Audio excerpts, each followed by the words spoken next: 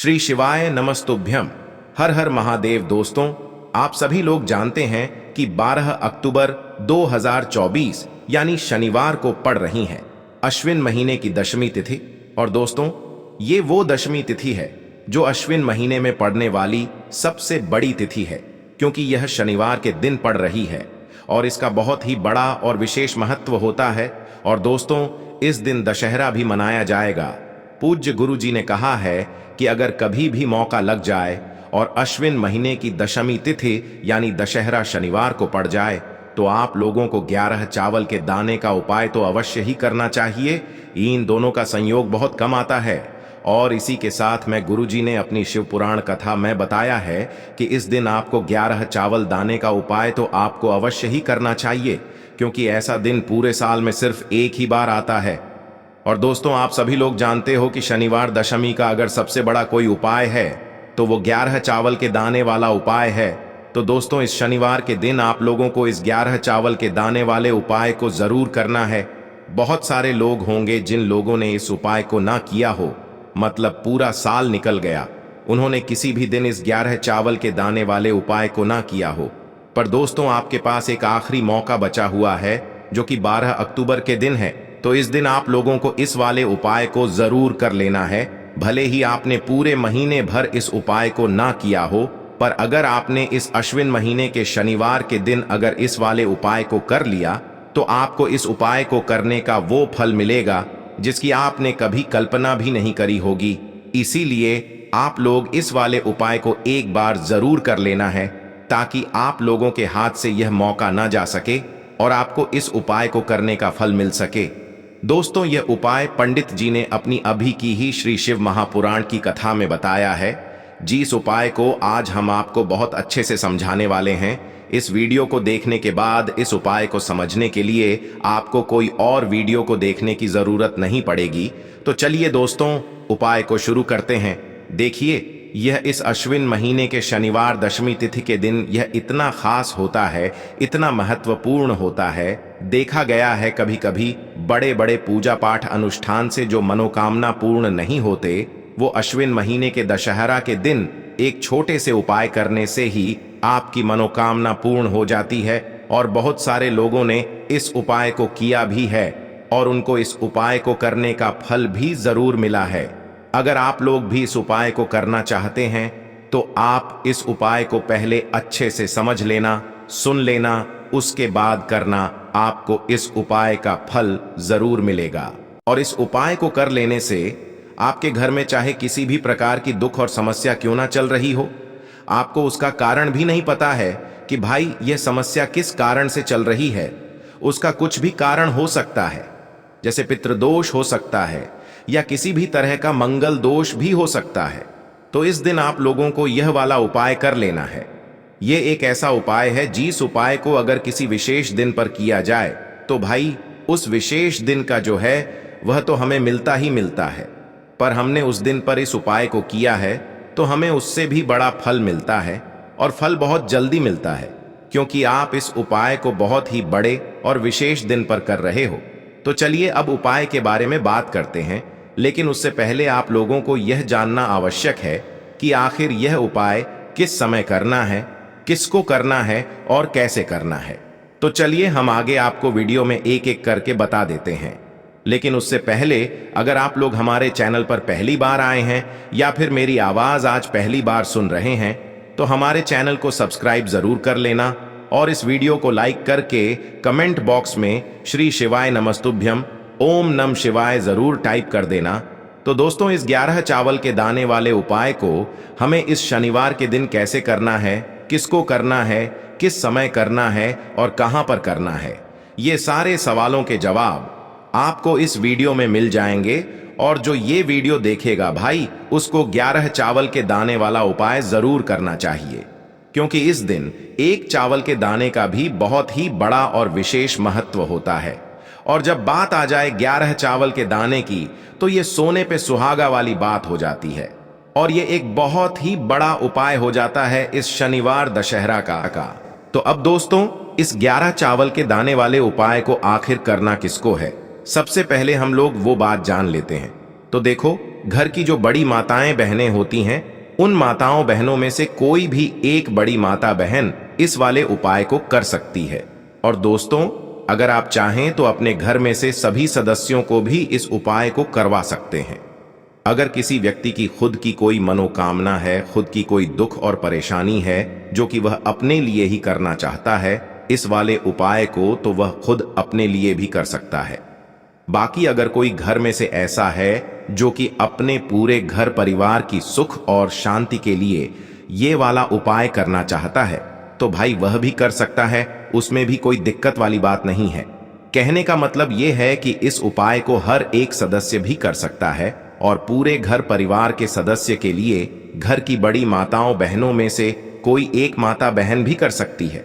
माताएं बहनें अगर घर में उपस्थित न हो या वो यह वाला उपाय न कर पा रही हो, तो फिर घर का कोई बड़ा सदस्य भी इस 11 चावल के दाने वाले उपाय को कर सकता है, चाहे फिर वह पुरुष ही क्यों ना हो, उसमें कोई भी दिक्कत वाली बात नहीं है। अब दोस्तों, इस 11 चावल के दाने वाले उपाय को हमें करना कहां पर है? हमें इसे शिव जी के मंदिर में जाकर करना है। बहुत सारे लोग प्रश्न करते हैं हर एक उपाय को करते समय, क्या हम इस उपाय को घर पर कर सकते हैं? तो इस वाले उपाय को आप घर पर नहीं कर सकते हो। इस वाले उपाय को करने के लिए आपको शिव जी के मंदिर ही जाना पड़ेगा। उसके बाद में दोस्तों, जो अगला प्रश्न निकल कर आता है वो यह आता है इस उपाय को लेकर कि आखिर इस उपाय को हमें किस समय करना है, सुबह के समय करना है कि शाम के समय करना है? तो देखो, इस वाले उपाय को आप लोग सुबह के समय भी कर सकते हो और शाम के समय प्रदोष काल में भी कर सकते हो। अब अगर आप पूछो कि भाई सबसे उत्तम समय कौन सा रहेगा इस 11 चावल के दाने वाले उपाय को करने का, तो हम आपसे बस यही कहेंगे कि इस उपाय को आप सुबह के समय करेंगे तो ज्यादा बेहतर होगा। बाकी अगर प्रदोष काल शाम के समय भी करेंगे तो भी अच्छा होगा, उसमें कोई भी दिक्कत वाली बात नहीं है।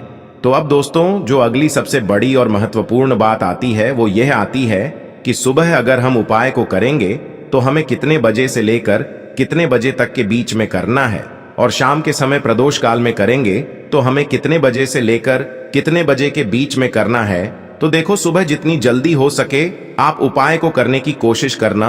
बाकी अगर किसी कारणवश लेट भी हो जाओ, थोड़ी देर भी हो जाए, तो 10 या 11 बजे तक भी आप उपाय कर लेना, पर 12 बजे से ज्यादा देरी न हो, ठीक है? इस बात का ध्यान रखना। उसके बाद में दोस्तों, अगर शाम के समय प्रदोष काल की बात करें, प्रदोष काल का जो समय होता है वो शाम के 6 बजे से शुरू हो जाता है। मतलब शाम के 6 बजे से लेकर 7 बजे के बीच का जो समय होता है, ये समय प्रदोष काल का समय होता है। पर अभी जो मौसम चल रहा है, इस मौसम में जो है शाम बहुत देरी से होती है, तो आप इस उपाय को 7 या 8 बजे के बीच में भी कर सकते हो। मतलब शाम के 6 बजे से रात 8 बजे के बीच में आप कभी भी इस वाले उपाय को कर सकते हो, उसमें कोई भी दिक्कत वाली बात नहीं है। अब दोस्तों, यहां पर इस उपाय को लेकर एक और सबसे बड़ी बात यह निकल कर आती है कि इस 11 चावल के दानों को हमें लेना कहां से होता है, और हमें इस उपाय को करने के साथ में क्या और कुछ भी सामग्री ऐसी होती है जो शिव जी के मंदिर लेकर जानी पड़ती है। तो देखो, यहां पर हम आपको बता दें, सबसे पहले आप लोग ये जान लो कि यह जो 11 चावल के दाने वाला उपाय है, सिर्फ और सिर्फ आप उपाय की सामग्री लेकर कभी भी शिव जी के मंदिर मत जाना, क्योंकि हमें भगवान के सामने यह नहीं दर्शाना है कि अगर हम भगवान शिव जी के मंदिर आए हैं तो अपने फायदे के लिए आए हैं। तो इसलिए जो भी पूजन सामग्री है, उपाय सामग्री है, 11 चावल के दाने, इसके साथ में आपको पूजन सामग्री भी जरूर लेकर जाना है। देखो, अगर सुबह के समय उपाय कर रहे हो तो सीधी सी बात है, 1 लोटा जल तो आप लेकर जाओगे ही जाओगे। वही 1 लोटा जल अगर मिट्टी का जल हो तो बहुत अच्छा रहेगा। मिट्टी का जल कैसे बनाया जाता है, इसके लिए हमने पहले से बहुत सारी वीडियोस बना दी है। आपके पास इस दिन एक आखिरी मौका रहेगा मिट्टी का जल शिव जी पर चढ़ाने का और उपाय को करने का। बहुत बड़ा आपको इस दिन फल मिलेगा। तो इसलिए इस दिन हो सके तो भाई मिट्टी का जल चढ़ाना, तो अपने साथ में कम से कम 1 लोटा जल तो आपको लेकर जाना ही जाना है।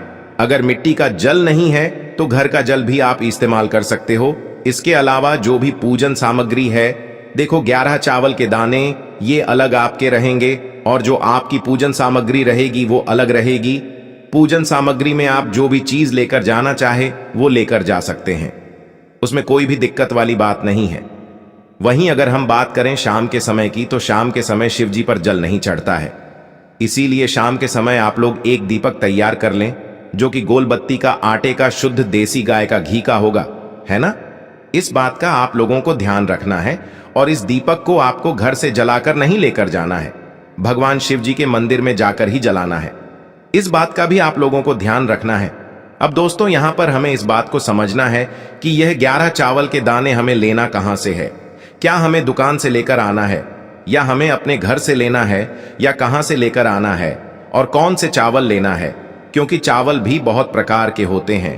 तो देखो, इन सभी सवालों के जवाब आप लोग एक बात में सुन लो कि भाई ये जो उपाय है, इस उपाय में आपको ये नहीं देखना है कि भाई कौन से चावल है, कौन से चावल नहीं है।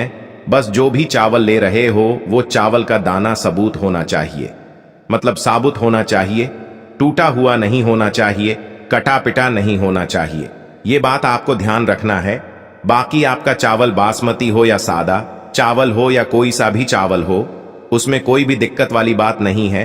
तो सीधी सी बात है कि आपके घर के रसोई घर में जहां पर आप भोजन बनाते हो, वहां पर जो भी चावल आपके उपस्थित हो, उन चावलों में से अपनी एक कटोरी भर लेना या एक मुट्ठी चावल अलग से निकाल कर रख लेना, क्योंकि हम 11 चावल ही यहां पर इस उपाय में लेने वाले हैं, तो हमें यह चावल के दाने गिनकर निकालने पर डढ़ेंगे। इस बात का आप लोगों को ध्यान रखना है। तो अपने उस चावल की कटोरी में से या चावल में से 11 ऐसे चावल के दाने आप लोग निकाल लो जो कि टूटे हुए ना हो, कटे पिटे ना हो, जिनमें कोई दाग ना लगा हुआ हो, है ना। अच्छे साबुत चावल के दाने 11 दाने आप लोग निकाल कर रख लो और इन्हें किसी भी एक कागज की पुड़िया में या किसी एक छोटी सी कटोरी में आप लोग रख लो, ताकि यह सुरक्षित रहे, आपके एक भी चावल का दाना इधर उधर ना हो और आपका उपाय भी पूरा अच्छे से हो जाए। तो भाई जैसे ही आपका उपाय की जो सामग्री है, 11 चावल के दाने ये तैयार हो जाते हैं, उसके बाद मैं आपको जो भी अपनी पूजन सामग्री है, सुबह के समय कर रहे हो तो एक लोटा जल या पूजन सामग्री जो लेकर जाना चाहो उसकी भी तैयारी कर लेना। और शाम के समय जा रहे हो तो भाई अपना जो दीपक है उसे तैयार कर लेना, ठीक है। और उपाय को करते समय शुद्धता का विशेष रूप से ध्यान रखना, ठीक है। सुबह सुबह स्नान करने के बाद ही उपाय को करने की आप लोग तैयारी करना। उसके बाद अगर शाम के समय की बात करें तो शाम के समय आपको स्नान करने की जरूरत नहीं है, पर शुद्धता का ध्यान रखना है। आपको स्नान तो नहीं करेंगे, आप हाथ मुंह धोकर भी इस वाले उपाय को शाम के समय प्रदोष काल में कर सकते हैं, इसमें कोई दिक्कत वाली बात नहीं है। तो आप अपने उपाय की पूरी सामग्री तैयार करके आपके पास ही में जो आपका शिव मंदिर हो वहां पर पहुंच जाइए। सबसे पहले शिव मंदिर में जाकर आप लोगों को उपाय नहीं करना है, पहले भगवान के दर्शन करना है, भगवान से आशीर्वाद प्राप्त करना है, फिर शिव जी की शिवलिंग के पास में आना है।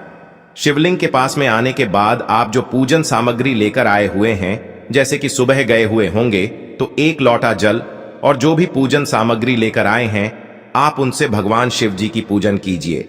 सबसे पहले तो एक लोटा जल ही चढ़ेगा, उसके बाद में आपकी पूजन सामग्री चढ़ेगी। उसके बाद में अगर दोस्तों शाम के समय अगर आप इस उपाय को कर रहे हो तो अपने साथ में कम से कम एक जो दीपक है गोल बाती का जो आप अपने साथ में लेकर गए हो, उस दीपक को मंदिर में जाकर अपनी माचिस से जलाना है और उस दीपक को शिवलिंग के पास में रखना है, ठीक है। इस दीपक को रखने के बाद ही आप लोगों को अपना ये वाला उपाय शुरू करना है। और दीपक को ज्यादा पास में मत रखना, वैसे भी गर्मी पड़ रही है, भगवान शिव जी को आंच नहीं लगनी चाहिए, है ना। तो भाई जैसे ही आपकी पूजा अर्चना हो जाती है, आप भगवान शिव जी को प्रसन्न कर लेते हैं, उसके बाद में शिवलिंग के पास ही में आप कहीं पर बैठ जाइए, सामने या आसपास जिस जगह पर आपको बैठना हो वहां पर बैठ जाइए और अपने वह 11 चावल के दाने अपने सामने निकाल कर रख लीजिए, क्योंकि अब यहाँ पर उपाय को यहाँ पर करने की आपको तैयारी करना है। और इस तरीके से जब आप उपाय करेंगे, पूजन सामग्री करने के बाद, पूजन अर्चना करने के बाद, तो आपको उपाय का फल बहुत जल्दी और बहुत बढ़ा होकर मिलेगा। तो अपने 11 चावल के दाने अपने सामने निकाल कर रख लेना। और यह जो उपाय है यह आपकी सीधे हाथ की हथेली से होगा, इसलिए इस बात का भी विशेष रूप से ध्यान रखना है। तो सीधे हाथ की हथेली का प्रयोग करके ही आप लोग अपना इस वाले उपाय को करना। अपने सामने जो भी आपकी कागज की पुड्डियां है उसको खोल कर रख लो, या कटोरी है तो भाई उसे अपने सामने रख लो और अपने वह 11 चावल के दाने निकाल लो। ठीक है।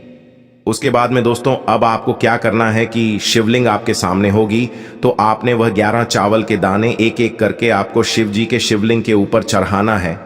कहां पर चढ़ाना है? शिवलिंग के ऊपर चढ़ाना है, और कहीं पर भी नहीं चढ़ाना है। आपको अपने हथेली से तो शिवलिंग के ऊपर चढ़ना है, भले ही फिर वो अपने आप जलाधारी पर गिर जाए या मतलब वहीं पर गिर जाए, उसमें कोई दिक्कत वाली बात नहीं है, पर आप चढ़ाओ शिवलिंग के ऊपर ही। तो आपको क्या करना है, अपना पहला चावल का दाना उठाना है, श्री शिवाय नमस्तुभ्यम बोलना है और शिवलिंग पर चढ़ा देना है। इसी तरीके से दूसरा चावल का दाना उठा है, शिवलिंग पर चढ़ाना है और मंत्र बोल देना है, और फिर तीसरा चावल का दाना उठाना है, श्री शिवाय नमस्तुभ्यम बोलना है और चढ़ा देना है। इसी प्रकार से आपको पूरे 11 चावल के दाने एक एक करके शिव जी के शिवलिंग के ऊपर चढ़ाना है और भगवान से प्रार्थना करते जाना है। मतलब प्रार्थना तो आपको आखिरी में करना है, पर हर एक चावल के दाने को चढ़ाते समय श्री शिवाय नमस्तुभ्यम जरूर बोलना है। उसके बाद ही में यह चावल का दाना शिवलिंग के ऊपर आपको चढ़ाना है। जैसे ही आपके 11 चावल के दाने शिवलिंग के ऊपर चढ़ जाते हैं, तो भाई उसके बाद में आपको क्या करना है, भगवान से अपनी मनोकामना बोलना है। मनोकामना भी कब बोलना है? जब आपका 11 चावल का दाना आपके सीधे हाथ की हथेली में हो और आप उसे चढ़ाने के लिए जा रहे हो। श्री शिवाय नमस्तुभ्यम बोलकर उस आखिरी चावल के दाने को शिवलिंग के ऊपर चढ़ा देना और भगवान से फिर अपनी वह मनोकामना बोल देना, जिस मनोकामना के लिए आप लोग अपना यह वाला उपाय कर रहे हो, जिस भी दुख और परेशानी के लिए आप लोग अपना यह वाला उपाय कर रहे हो। उसके बाद में जैसे ही आप अपनी मनोकामना बोल देते हो, आपका यह वाला उपाय पूरा हो जाता है। पर दोस्तों, उपाय को करने के बाद आप लोगों को 2 मिनट भगवान शिव जी के मंत्र का जाप जरूर करना है, और मंत्र का जाप करने के बाद भगवान से एक और बार प्रार्थना करना है अपनी मनोकामना के लिए, या अपनी जो भी दुख और परेशानी है उसके लिए। इसके बाद में आप लोग भगवान को देखकर, भगवान से प्रार्थना करके, उनसे आशीर्वाद लेकर वहां से उठ सकते हैं और अपने घर पर जा सकते हैं। बस दोस्तों, यहां पर यह वाला उपाय पूरा हो जाता है। इस तरीके से जो भी व्यक्ति छोटी छोटी चीजों का ध्यान रखते हुए इस 11 चावल के दाने वाले उपाय को करेगा, निश्चित सी बात है उसे उसकी मनोकामना जल्द ही पूर्ण होगी, और जो भी दुख और परेशानी है वो भी बहुत ही जल्दी दूर होंगे। और दोस्तों, अगर आपको हमारी ये वीडियो पसंद आई हो तो हमारे इस वीडियो को लाइक और चैनल को सब्सक्राइब जरूर करें। हर हर महादेव। ओम नमः शिवाय।